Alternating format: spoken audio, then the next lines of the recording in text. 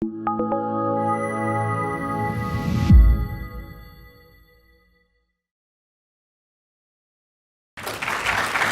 was a very kind intro from Randy. He made up half that stuff, but it's okay. We'll just pretend that I really did all those things, and I'm grateful for the chance to, thank you. Grateful for the chance to be with you here this morning. I'm going to set a timer as I get started because this is a topic that is really exciting to me, and I could just do I could do this all day, and you will not want me to do that. So I will watch my time. Just to follow up, I absolutely agree, and I feel like it is just to sort of reiterate this idea of having these kind of sister organizations in some ways. We have always had a good relationship. I have, as prior to my role at ISTE, have been active in joining and participating in the site community, especially when I worked in teacher prep. And now at the ISTE side, just see so many opportunities for us to connect and collaborate. And so I'm glad to have a chance to be here, and it's a real honor. And also to be able to have not only Randy, but also Hall, who you'll hear from tomorrow, who is also on the board at ISTE. So the point is, I better not screw up, is what we're saying. Glad to have them both here and to be here with you all. So listen, what I thought I would do, Charles Graham, who, if I say anything that's totally out of whack, we're going to blame him because he got me through my master's program in instructional technology at Brigham Young University. So it's fun to be able to see him here as well. What I thought about today as I came in here was a little bit, and maybe to set this up, I should say, I was thinking about some of the differences in what I experienced when I was in the classroom and the skills that I needed and what I see as I travel around teachers needing today. And there are a lot of things that are different, as you can probably imagine, but there are several that I keep coming back to. Skills that teachers need to thrive in a connected world. And so that's what I want to share today. I'm going to share that for a little bit. And then what I want to do is talk a little bit about some of the things that we're doing at ISTE to help accelerate preparing teachers to live in this world. And so here we go. I'm going to just share 5 things. And there's probably 35 or 135 things that we could say. But these are 5 that came to mind as being particularly helpful. And maybe I'll wander around this way too so I can like wave to the people around the corner as well. So I'll move around a little bit here. The first is the idea of creating responsible digital citizens. We are in a world where that is a basic requirement to make sure we are preparing students who are able to be citizens of the future. In the ISTE standards, and many of you are familiar with the ISTE standards, one of the standards says that we expect students to recognize the rights, responsibilities, and opportunities of living in a digital world.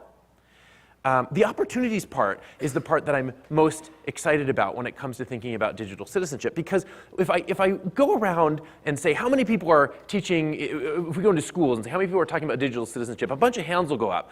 And if we ask what they're teaching, it sort of feels like this, right?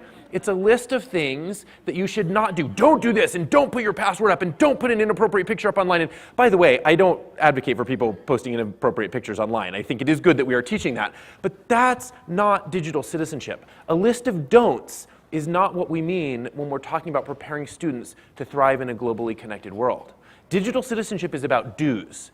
It's about things that we need and want students to do. And by the way, it's also a much more compelling thing to talk about, right? When we talk about things that you can do to improve your community, that's much more interesting than things that you should not do. There are all kinds of examples of ways that we can use technology to improve the community around us, to find ways to make the world a better place. Everything from games that help learn how our government works, right? This is a fun game about actually, it's a presidential campaign for Abe Lincoln. We did this at the White House. We had these game jams, and we invite game developers in and say, here's a tough problem, build a solution for it. And so that was one that came up, and it was a fun way to teach students how democracy works by getting Abe Lincoln elected for president, and some of the choices that you could make along the way and have him end up not getting elected, and evaluate your choice. But also simple things like encouraging people to recycle.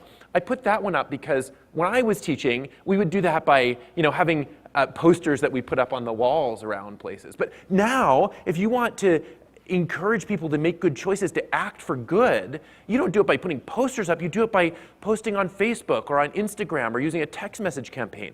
Those are skills that are important that we are teaching. a variety of others. How many people even know about what this site is, the We the People site? Are you familiar with this? So the way to create petitions. This is how government works, and it's a skill that we need to be teaching our students. But this doesn't have to be just large national level things. A couple of my favorite examples are from schools that I visited. Anybody know of No One Eats Alone? Ever heard of this? This is, yeah, great, glad you. So this is an example of using some basic, very simple technology to organize schools, to have campaigns, to have days where they make sure that there's no kid that eats by themselves off in the corner, right? What a powerful way to show how technology can be used to organize for good. It's fascinating to look at in light of what has happened in Florida recently in the school shootings, how the action that was taken happened because of technology-mediated communications. This is a powerful tool that we need to be teaching. Okay, let me end with a funny one. A school that had a campaign talking about thinking about what you say in digital spaces. I love that one right there. In case you can't see it in the back, it says, "Do you text your mother with those fingers?" Right, and it shows that. And the point is teaching overtly that we actually, let me say it a different way. Do you ever see a situation where there's like the guy who's helping the little old lady across the street, right? And then he gets in his car and he's like honking at people and flipping them the bird and driving around like crazy, right? It's like when we move to a different channel, we lose our minds. And we have taught students for years what it means to debate and to have arguments that are respectful in a physical space. We talk about that, we practice that. We don't teach how to do that in a virtual space, and so what you get is people move over to Facebook and other places and they lose their minds. And we need to be teaching this skill if we hope to be able to have, frankly, if we hope to have a democracy that we all want to live in. Let me share one more example about this, and then I'll move on to the next one. This is one that I actually, I think, learned from Charles Graham over there. Digital citizenship is also about knowing how to evaluate the types of media that we are receiving. Anybody know what this is? I love this. This is the northwestern tree octopus, and there was a study that was done by, I think, Professor Liu at UConn, I can't remember who did this, who would go to English teachers, and junior high, if I have it correctly, and ask the students to write a report on the northwestern tree octopus. That was all it was. And what he was actually measuring was how many students said, how many students called BS and said, "What? I'm writing a report." What? And the crazy part was, it was like 8% of the students, the other 90% wrote a paper and handed in a paper with all the facts on the northwestern tree octopus, and he made sure that all the facts were there so they could just go on the website and click around and see, and they would write this full report cited on something that, of course, doesn't exist. And so we need to be much more thoughtful about how we recognize what media is legit. In the past, of course, if it was in print, that meant it was legit. Right, well, no, that's not the case. But then if it was online and looked like a news site, it was legit. But you can download the New York Times theme for a WordPress site, and anybody's site can look more legit than any official news site. So that approach for detecting what sort of media is legit is no longer valid, and we need to be teaching those skills. By the way, if you're interested in learning more about the do's here, there's a great book that Kristen Mattson recently released called Digital Citizenship in Action. It's a great book for teaching the do's of digital citizenship. It's not a list of don'ts, it's a list of activities that you can do with students to help them understand how to thrive in a connected world. Okay, that's my first one. Second, teachers need to be able to think in code. When I was in Providence, as Randy mentioned, one of the projects that we did was we said, we need to make sure every student has an experience learning how to code. This is at a school called ACE Academy. It was in Providence. It was in a neighborhood that catered to low socioeconomic income students. It was a school that was dealing with a lot of challenges. And that was one of the first schools that we started in to make sure all students had an opportunity to code. But the point of why this is so important is not because we want to have everybody be able to be a programmer and go work for Google or Microsoft or wherever. Some will, and that's great, and there are good jobs there, but that's not why it's important that we learn to code.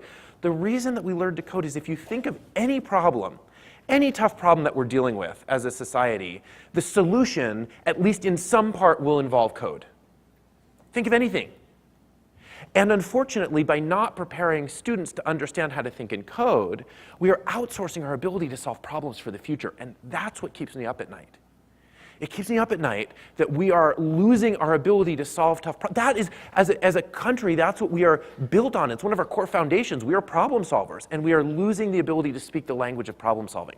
And so the reason it's so important that we're teaching coding is not so that everybody becomes a programmer, but so that you can think in a language of problem solving of the future. And that has to start with all teachers, not just computer science teachers. In fact, I would say the least important, in some ways, people to reach out to about teaching to think in code are computer science teachers. It's the rest of the teachers that need to understand how this works and how this fits into what they're doing. The fun part is, you don't have to, it's not as nerdy as people think. There's a great activity. Let me see if I can pull this up here. There's a YouTube clip that I was going to show of something that we did. Hang on. Let's see if this works. All right, so this is an example of an activity where we took some students. No, those are mountains again. Hang on, it'll come up. Woohoo, there we go. Okay, so this is an activity where what we did is we had students, and we took students and we gave them all a number, all right? And actually, I'm going to play it while I explain it so that you can actually see what I'm saying. Let's see if that works. Bam, there we go. Big enough that you can see what's going on. Okay. I'll turn down that lovely music a little bit. Okay, so what you see right there is each of these students, we give them a number, right? And we line them up in random order. You can do this. We've done this with kindergartners, by the way. It's really fun. You give them a random number and you put them in order, right? And then you give them a rule. And the rule is when you bonk into another kid, whoever has the bigger number moves to the right. Right? This time they did it in rows. You could do it in row either way, right? And so they go out and they do this thing and they start on one side of the room and they go, bonk, bonk, bonk, bonk, bonk, bonk, bonk. And when they get to the end, magically, they're all in order, 1 through 20. And the kids are like, oh, how did that happen? And you're like, you have just taught how your email is sorted by date. That's what you now know how to do sorting. And those are the types of, we did another activity, a really fun one you can do with like first graders. Put them in a circle around the room and you hand them different signs, right? One says clap, one says /clap, and they just hold them up. And if they hold them up, the kids that are in between the signs have to clap, right? And one say stand up, and so you have to stand up. But if you're in between stand up and clap, you have to stand up and clap, right? These are how we teach code. Look, see, they made it. Yay, they got an order, and they're having a party because they learned how to code. And I can't find my mouse anymore. There it is. Okay, good. We'll stop there. So these are the basic skills of understanding how to harness these powerful tools that we need in order to be able to prepare students to thrive in the world that they're going to be growing up in. By the way, one other book recommendation, if you're interested in learning more about this, there's a great book called No Fear Coding, which is all about, it's targeted, it's written for specifically early, so 8th, 9th grade and below, and for teachers who are not CS teachers, right? And so it lists all kinds of activities like the ones that I just shared, teaching how to teach coding and basic computational thinking in those environments. And let's not forget, by the way, that we're starting to see some pretty interesting stuff happening in the world of AI. Now, I won't say much more about that because Hall's going to talk about that more tomorrow, and he's going to blow your mind. But I will say one piece about it. This is for real. This is not like, I hear people like, AI, haha. No, this is for real. We do some work in China, and we just came back from meetings with the Minister of Higher Education. In China, they have announced that they are creating 30 institutions of higher ed specifically focused on AI. Can you imagine that? 30 universities just to create the next generation of people building AI. That's how real this is. And not a lot happening in terms of us teaching and preparing students for the next generation. In fact, I'll tell you, we had the CEO of GM reach out to us at ISTE and say, we got a problem. And the problem is the cars that we are building are basically driving AI machines, right? And nobody is teaching these skills. And we're not going to be able to hire people to help create and design these vehicles because they're basic skills that aren't being taught. And they actually asked us if we would create the first AI course for teachers to get teachers to understand what they need to know about AI in the classroom. And I'll tell a little bit more about that later. All right, next. Teachers need to be able to use tech to close equity gaps. One of the most important tools, I believe, that we have to address long-standing issues of equity is technology. And I could give many, many examples of this, but I'm going to just pick two that I recently had involvement with that I thought were pretty interesting. So here we go. First one, This is Kyle. Not that one, the one in the middle, the one that looks like a robot. Because Kyle is, or at least when this picture was taken, was in the hospital. We did a call, again, when I worked for President Obama, we did a call for students to share examples of how technology was helping them overcome tough issues in their education. And he had been diagnosed with leukemia and was in the hospital and was able to participate in his class because he had this robot. And he would drive it around to class. And we actually have a video, it's still up online if anybody wants to see it, I can point you to it later. But he would go, and you see these, he's like talking to his students. They were working in groups together because he can turn, he can drive it around. There's a light that comes up, which is the equivalent of him like raising his hand. And so you take a kid who would have been totally isolated and pulled out of his environment, and through technology are able to involve them in the world that allows them to continue to learn and close what would otherwise be a gap. This is a fun one. How many of you have ever used a scanning electron microscope? Just curious where our science teachers are here. Okay, how many of you know how much a scanning electron microscope costs? Yeah, it's a lot, right? Depending on the features and whether you get the air-conditioned model or the one with XM stereo radio, they can be north of $1 million. Sometimes well north of that. Most schools, it turns out, don't have the budget to buy a couple of scanning electron microscopes. I know that's shocking, but it is true. And interestingly enough, having the ability to understand and use a scanning electron microscope is kind of critical if you want to go into the sciences, and it turns out we say we care about things like STEM. And so this was a school in Chattanooga. Now Chattanooga, this school did not have the budget to buy a scanning electron microscope. And by the way, if you do buy one, the last thing you're going to do is let a bunch of junior high kids play around with the thing, right? Like, yeah, that's going to happen. So what they did is they said they are one of the first schools to connect to ultra-high speed internet. They're part of the Internet 2 project. So they connected to a network with ultra-high speed. Turns out, University of Southern California is also connected to an ultra-high speed network, and they do have a scanning electron microscope. Now, scanning electron microscopes, you control them digitally, right? So what they did is they took from their film department, this is awesome, they took a high-def camera and they stuck it on top of the scanning electron microscope, and then they allowed the controls for it to be used remotely from these students. So now you have students in Chattanooga, Tennessee, that are graduating and they're saying, we now have experience using scanning electron microscopes. Wow. So neither their location nor the budget of the school has kept them from having access to those resources because technology is able to close those gaps. I give like 1,000 more examples, but I am watching my time a little bit. So thinking of tech as this tool to be able to address tough equity issues, long-standing gaps, I think is one of the most important responsibilities that we have for teaching our future teachers. Okay, my next thing. In order to thrive in a globally connected world of today, teachers need to know how to be open.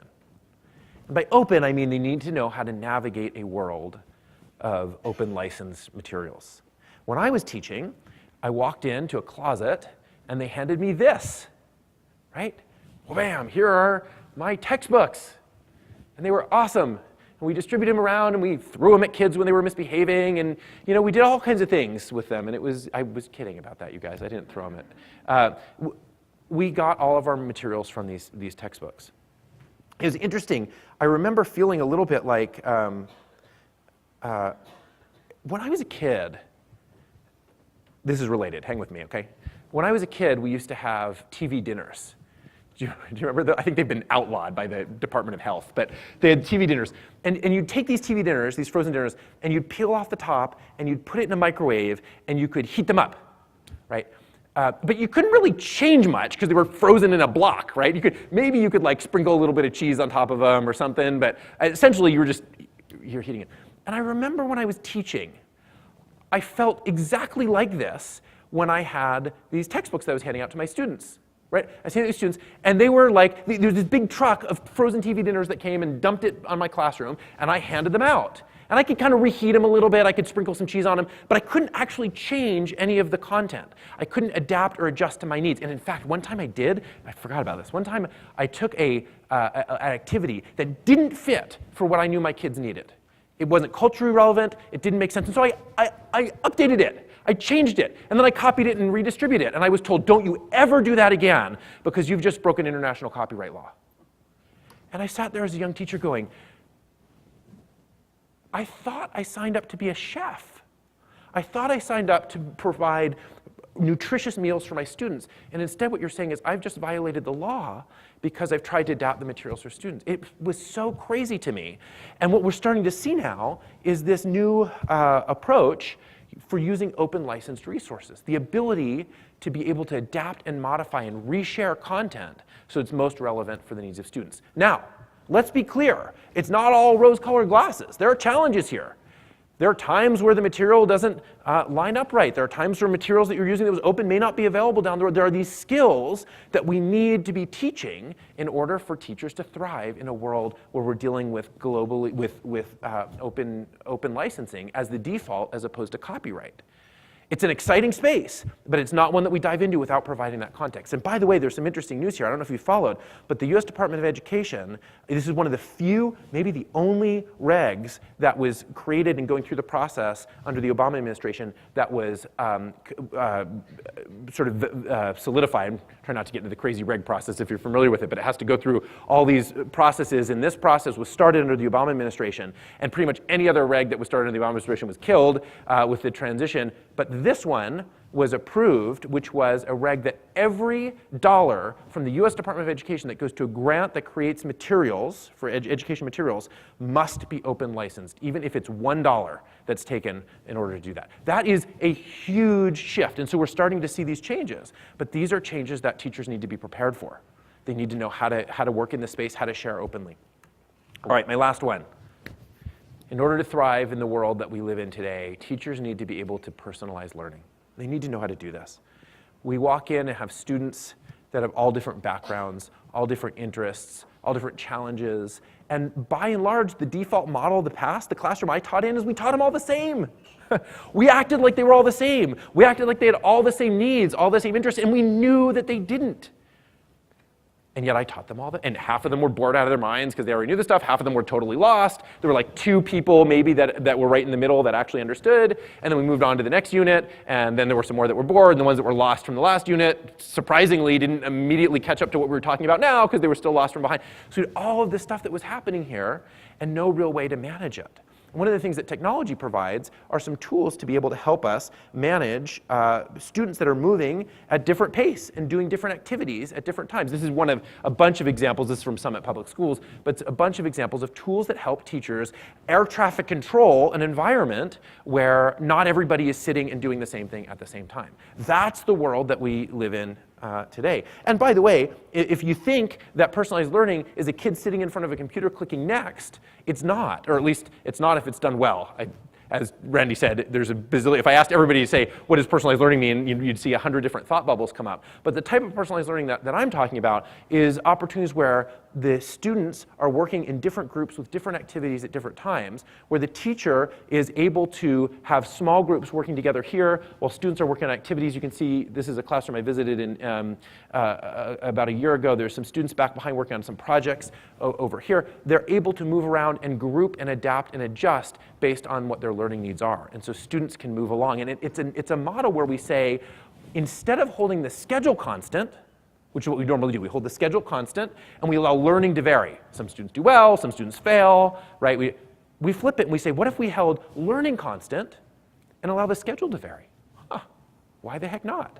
Right? That's the world that we're expecting teachers to move into today. So here are my 5 things. Create responsible digital citizens, think in code, use tech to close equity gaps, know how to be open, and know how to create environments of personalized learning. These are not skills for future teachers. These are skills that teachers need today. And as I mentioned, you could probably keep going down the list, and there's probably another 100 that go off the screen and down the floor and back to our friends over at the kids' table over there. But these are some of the most important and most pressing, the ones that I hear over and over again as I'm talking to districts, as I'm talking to school leaders. Here's where I don't make friends here.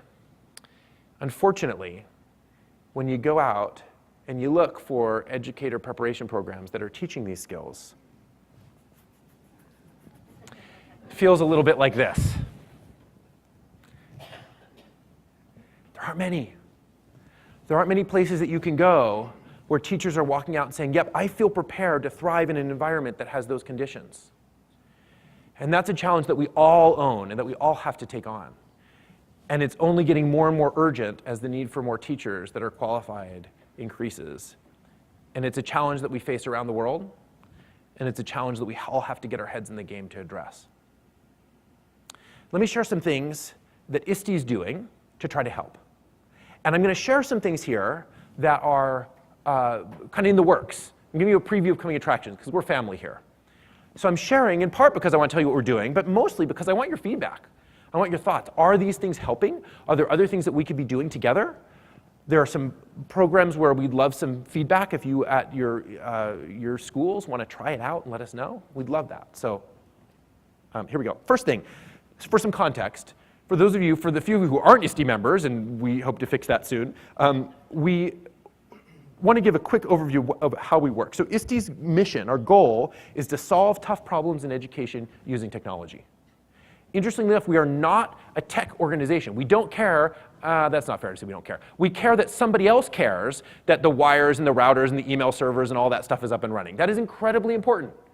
What we care deeply about is once that stuff is working, how do we use it to address tough problems in education? How do we use it to make sure teachers are prepared, students are receiving the materials that they need and activities that are meaningful and engaging? How do we use it to make sure students are not using devices as TVs that they hit next on, right, just to dump content on them, but they're using them as tools to create and design and build and solve problems. That's what our goal is. And we use three tools, three big levers to get that done. The first is we set vision. We set vision, sort of a signpost, if you will, for where we believe the field needs to go. It's not very helpful if we're, and I've been in schools where it's like, we're like, yeah, we're working really hard. Like, really, what are you working on? I'm like, we don't know, but we're just playing with technology and doing stuff. And I'm like, great, then you're going to get there, but we don't know where there is. And so, so part of what we do is we say, here's the vision. Here's where we need to get to. And we do that by setting a series of standards. And I'll share those with you in a second. The second is we create community. We believe that it's critical in order to get, this is a problem that is too complex for anyone to do on their own. And so we create community to be able to pull teachers and leaders and researchers together and work on solving these problems. So that's the second. And then the third is we provide learning opportunities. We provide high quality learning experiences so educators around the world can get up to speed quickly on these important issues, like the ones that we just talked about a minute ago. So let me share some of the things that we're doing. So we'll start with the vision. As I mentioned before, hopefully most of you are familiar with. How many of you are familiar with ISTE standards? Yes, okay, good. How many, actually let me ask this question, how many of you in your classes and with the students that you teach reference or share the ISTE standards? Yeah, okay, cool. So the ISTE standards. The ISTE standards are our gift to the world. We don't charge anything for them. They're available. Please take them. You can use them. You can steal them because there is no stealing them. They're available for everybody. Please take advantage of them. That's my point. The ISTE standards lay out a vision for what we expect students, teachers, and leaders to do and know, the skills that we expect of them to be able to thrive in this world. And because part of our offices are out in Portland, we even have a hipster version of the yoga version of the standards. No kidding, we have a yoga move for each of the standards, which you can download on our website. Yeah, I know. But you know, this is our way of making sure we reach all audiences. And it's fun. I actually walked in. We had a group of teachers that were in our offices the other day, and I walked in, and they're all like that in the conference room. I was like, what are they doing? They're like, we're starting by doing the ISTE standards yoga in the morning. I was like, okay, cool. I can't touch my toes, so I'm not flexible enough to do something like that. But we have these standards available to help set the vision for what teachers need to be able to know in order to be successful in this new environment. And we are piloting at the moment our first ISTE teacher certification. So we are able to have educators that come in and say, we will demonstrate, it's competency-based, it's a portfolio that they submit that shows their ability to actually demonstrate what it looks like when they're using those standards in practice. And then we'll be providing an ISTE certification, so an ISTE certified teacher that's able to show that they have these skills. And we're really excited about that. And that's, we have the first pilot group that's going through right now. And that is something that we do in partnership. We do it in partnership with other nonprofits, in partnership with schools of higher ed. We don't deliver that training ourselves. We have a program that we then authorize other people to deliver on our behalf. So that's something to be aware of. The next area that we work is in community, creating and building community. And this is critical. There's a couple of ways that we do this. One of them is through our ISTE professional learning networks. These are a series of 25 networks that are led by, moderated by educators. In fact, Tori, who's sitting right there, wave, is the head of our teacher education network, PLN.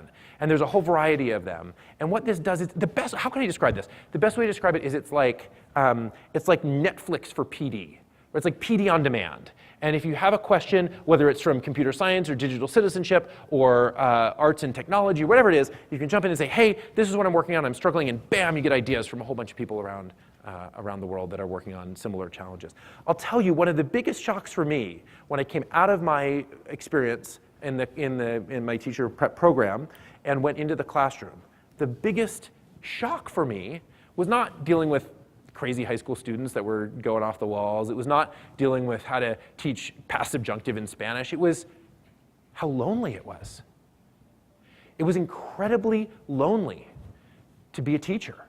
I didn't interact with any other adults the whole day. I mean, said hi to somebody as they walked by in the morning, and then I was in the classroom. It was a shock to me. And one of the things that I feel fairly confident about, that I would have stayed in the classroom longer if I had been part of a broader network, if I'd been able to tap into a professional learning network. So even if I was in my classroom, I still am part of a broader community. And so we're very excited about being able to offer this as a solution. And then one other thing, and this is also in the category of prototype, but I want you to be aware of it, is we are just, that's kind of a faded screen, sorry about that. This is a new tool that we are releasing for all of our members called the EdTech Advisor. Now the EdTech Advisor is a rating and review app for tools, for apps and tools in education. And this is why it's important that it's different from the App Store. The App Store, you go in, you say, here's an app, and it has 1 through 5 stars, and you go, oh, look, this is a 3-star, it must be a mediocre app. Well, maybe, but it also doesn't take into consideration context. And it turns out that maybe that is a 5+ star app for 8th grade math students, but it's like a -0, whatever, off the charts bad app for like 3rd grade students that are in a high ELL population, right? The context of those rating and reviews when it's just 5 stars is meaningless.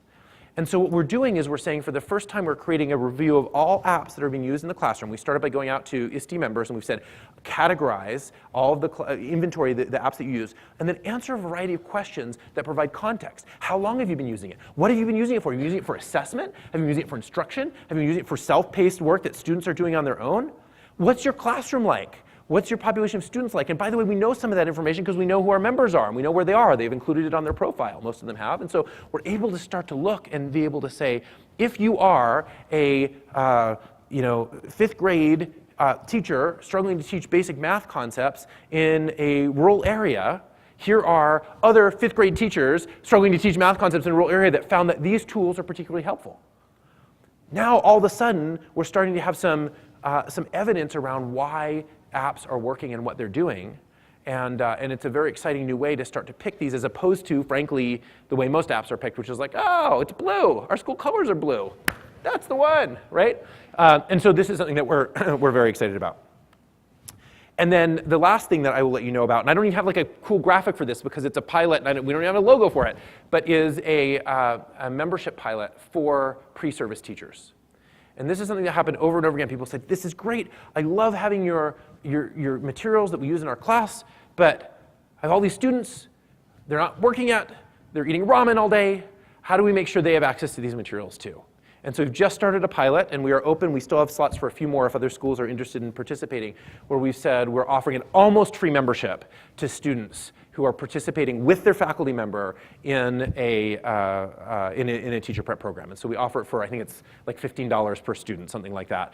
We're normally a $125 membership. So we do it as close to free as we could get and make sure that they have access to all of the materials, to the PLNs that I just showed you, to the EdTech Advisor, to all of the resources, and we provide resources to help the faculty member teach and know how to find some of the most relevant materials for our students. So that's something that we're piloting.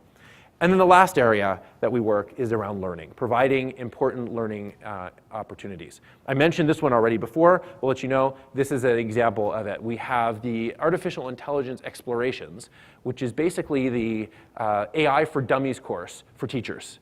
And it's not like, oh, AI is going to take over our jobs. There's all these like weird kind of conversations. That's not what we're talking about. We're talking about What do you actually need to teach your kids about AI so they can get a job in the future? That's the worry that we should be having. That's the one that we really should be talking about. We're not talking about it enough. And this is the first course that we know of in the world that's targeted for teachers on AI, and it's in a partnership with GM, and it's kind of exciting.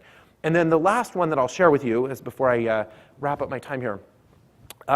Is a project that I was told I couldn't chair, but I'm going to do it anyway, just don't tell my team, because it's still in the works, which is a number of schools that have reached out to us and they've said, we would really like, the textbook that we use as we try to teach technology concepts is outdated, it's not helpful, it doesn't align with these types of new skills that we're talking about. Could you help us a little bit here? And so Terry Cohen, who many of you know from Oklahoma, has helped us curate a whole series of resources that we have created, either some that we have done from the publishing that we do. Many of you know we have 2 peer-reviewed journals that we run. We also have a variety of practitioner magazines and resources that we curate the best of materials with activities that work for students that we're making available as a digital textbook. And that textbook comes along with a year membership for ISTE if people use that in their classes. And so these are the sorts of things that we are trying to do to help make it easier to tackle some of these tough issues that we need to be teaching our students. Okay, why the urgency? Well, there's an obvious urgency that I hope is clear that we don't need to talk about, which is the point that we're dealing with students whose lives depend on knowing these skills, right? So like, let's just, I think we can all agree on that one. But there's some other pieces of urgency that you may not be aware of. One is, this is the first year, at least in the US, that we've essentially had ubiquitous connectivity in schools, right? So people are saying, oh, we've been talking about technology for years. Why all of a sudden is it so important? It's so important because we finally have the infrastructure to take advantage of these tools. When I came into the White House, when I came into work for the Obama administration, I was talking to a group of teachers, similar to this. It was in South Carolina. And I gave this great, brilliant presentation, as always, about all these great ways to use technology. I know I had nailed it, just hit it out of the park, because I did such a good job. And at the end, I said, any questions, right? And a teacher in the back of the room raised her hand. And I was like, oh, good. I know she's going to tell me like how, life-changing this was for her. And so I said, yes, ma'am, tell me how great this was. What's your comment? And she said, you ever drink peanut butter from a straw? It's like, is that like something you do in South Carolina? I don't know. Do you drink? No? She said, in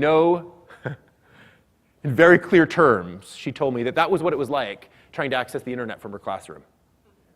And that I better not have the nerve to come down here and tell her all the things she could be doing with technology if she didn't have some help getting access to all these tools that we had without everything breaking, without it being so slow, without kids leaving to go home before the page loaded. And that was a life-changing moment for me. And I walked back, and one of the first things I did when I got back to my role at the Department of Ed was I looked at how we defined schools that were connected. Because on paper, it said we had 100% of schools connected in the US. That sounds great, right? So we looked at it, and it turns out that what we meant in the definition was 100% of school offices that were connected to the internet. Interesting. And so I made a lot of friends overnight by changing the definition of that to be schools that had classrooms that had at least 100K per second wireless connections in them. Wow, all of a sudden we went from 100% down to 20%. And that's being generous. It was probably a little lower than that, 20%. A whole bunch of work happened with a bunch of other people. Certainly, I don't get credit for it. We had a whole team effort with a project called ConnectEd. There were some changes to a program called E-Rate. A bunch of stuff happened. And the last data that I saw was at the end of the Obama administration. And the amount of schools, by the new definition, that had access to high-speed wireless in the classroom was 96%. That is a huge, huge difference. Yes, there's still some schools that need more. There's no mission accomplished banner on that one. But we are finally, this year, this is the year that we are finally in a situation where 96% of classrooms across the country have access to high-speed broadband. So finally, all of these tools, all these options, all these possibilities, these things that have been great ideas but couldn't be done because we were drinking peanut butter out of a straw, actually are possible. And that's why this year matters. That's why this time is urgent, because we're in this time where there's a bit of a window, and we're either going to change the trajectory of how we think about teaching and preparing teachers, or we're going to revert to this default mode where everything that we did on paper just gets scanned and put online, and that's what we're going to do with this new technology, and please, please, please, we can't let that happen. And the other thing that happened that you may have seen, which is really exciting, is Title 4A, which is a program to provide training, professional development for teachers across the country, which was funded before at like, I don't know, like $100 million or something, which when you spread it out over all the schools that we have is ridiculous. You could like buy a Kit Kat for the teachers and that's about it. It was just funded based, I think, in part on the fact that we now have this infrastructure in place at over $1 billion. Which is a huge win, particularly at a time where we're not seeing tons and tons of increased funding. And so this is an urgent moment. It's a time where we absolutely need to be rethinking how we are preparing our teachers. All right, according to my clock, I have 43 seconds left. So let me end with a final thought. This is a challenge. This is going to take some work. And my final thought is, we've been here before. And we've survived it before. So I was going through my mom's basement once. Moms have basements, you know how this works, right? And they have boxes in basements, and they have stuff in the boxes in the basements. And I was helping clean out, and I was going through, and I came across this book. My mom was a teacher, I should mention. She was a teacher for many years. She taught in the School of Education. And was going through some of these old books, and I found a book. And I first of all, I need you to know, I promise you I did not Photoshop this. I have been known to Photoshop a thing or two in my life. This is exactly a scan of this book that I found. It was a book called Worries That Teachers Have, right? And it was preparing teachers who may be worried about things that they're going to have to deal with in the classroom. This is chapter 2. Chapter 2 was worries about using the chalkboard. It was worries, and it listed the different things. It started, the first part of the book was, you should identify some of the things that you worry about the chalkboard. And there were things like, the students might laugh at my drawings, right? And it was things like, chalk dust might get all over the place, or I might run out of chalk halfway through, right? We hear these same sort of things, right? Right? And then you went through one by one, and I addressed the concerns and said, it's okay, you can get more chalk. It's all right. You don't have to be a good drawer because it doesn't really matter if you can draw well. It's just getting the concepts across. You can allow the students to come up and draw sometimes, right? Step them through and said, don't worry. It's okay. We'll make it through this transition. This is a new technology, but it's all good. We got it. And when there are times when this gets hard and I hear teachers say, what am I supposed to do if I have devices in a classroom and one of them breaks? And I just immediately think about that part here where it's like, what do I do when the piece of chalk breaks? Right? I don't know. What will we do? Is there anything we can do? And so when you get into those moments where you're having those difficult conversations, we say, this is hard, and it's tough stuff, and how are we going to get teachers prepared to know how to think about AI, to think in code, to know about open licensed resources, to know how to use technology to close equity gaps? How are we going to do that? How are we going to get ourselves prepared? How are we going to think through these tough issues? We don't even know what we're talking about, and we're having to prepare them. How do we do this? And we can pause for a moment and go, we've been here before, and we can get this. We got this one. And we'll be able to make sure that we're taking advantage of these new tools and these new options to become the most powerful levers for transforming education that we have ever seen. And if you do that, I promise you, if you do that, you will change the world. Because we're going to unleash a level of creativity on this field with teachers that have never experienced before. And that's powerful stuff.